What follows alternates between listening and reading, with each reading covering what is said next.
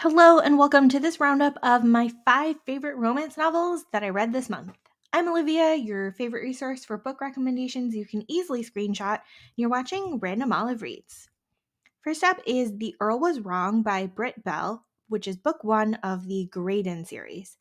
Sebastian is trying his best to be the stuffiest earl in town since his debaucherous parents were embarrassing and his father was totally incapable of being financially responsible. When he finds that his younger sister is skirting ruin, his friend advises that he take a wife. Sebastian asks his respectable aunt for a recommendation, and she points out Emmeline, the sister of a viscount who appears to be practical and responsible. Emmeline is surprised to find the handsome Earl asking her to dance and then asking to court her, but she thinks that it's her only shot at marriage and children, so she agrees to marry him. While Emmeline tries to be the best wife and member of her new family, Sebastian is cold and distant. He has this underlying fear of love and passion, thinking that he will turn into his flighty and irresponsible father if he gives in to those emotions. Basically, Emmeline is awesome throughout this book, and Sebastian is the one who has to learn to let go, let joy into his life, and appreciate all the people in front of him. Heiress in Red Silk by Madeline Hunter is book 2 of the Duke's Heiresses series.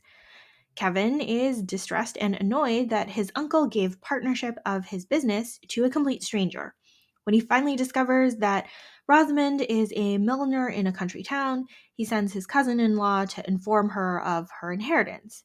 At first, Kevin is anxious to meet her so that he can try to convince her to sign away her decision-making rights, but Rosamond is far savvier than that and wants to have an equal say in anything that happens.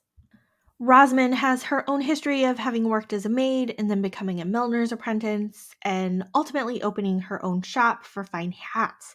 She anticipates that her newfound fortune will help improve her and her sister's station. Once Kevin realizes that Rosamond is not a complete pushover, he tries to befriend her and gain influence instead. Now, along the way, there's a lot of meddling from his annoying family, and there's this overarching mystery of his uncle's death. But it's nice to see Kevin and Rosamond come to some sort of agreement, somewhat of a truce, and then ultimately give in to their attraction for each other.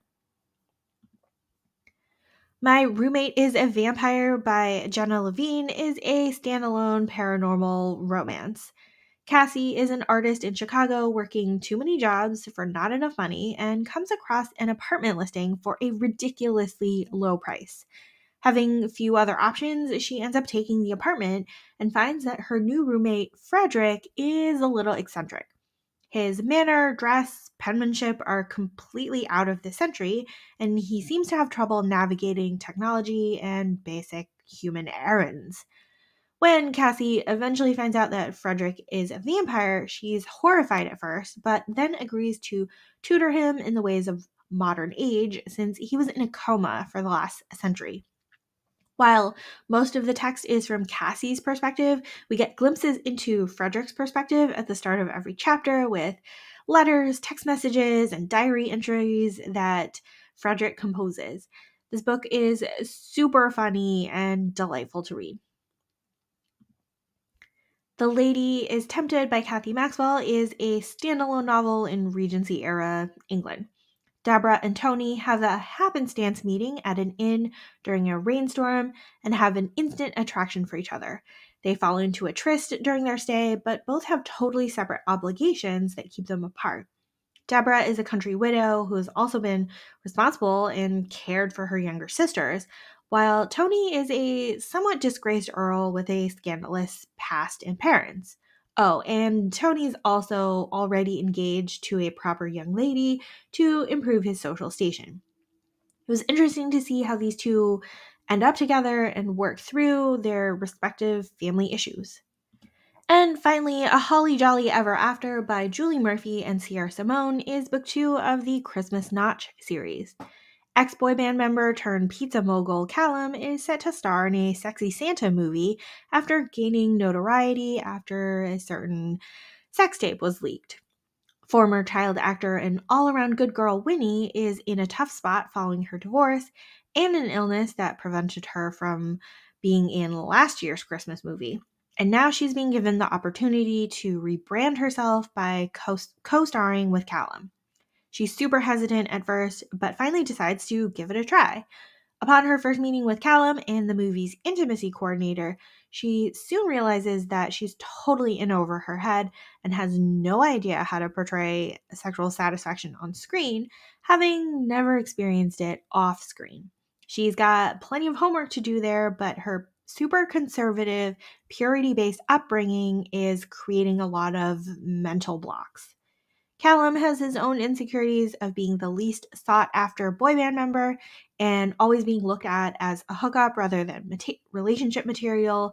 He's totally excited to work with Winnie since he has had a long time crush on her. When Winnie needs a little help in that department, she asks Callum, agreeing that it's all for the sake of research and her performance in the movie. Definitely a lot of steam in this book as Callum takes on the role of tutor for Winnie, but the physical attraction only goes so far. They're total opposites in personality, and Callum kind of has to grow up. Winnie needs to let go of her expectations, the whole bit, but it's still super entertaining to read. Thank you so much for watching this video. Links to all of these books are in the description box. Like and subscribe to get updates, and you can follow me on Instagram at randomolive.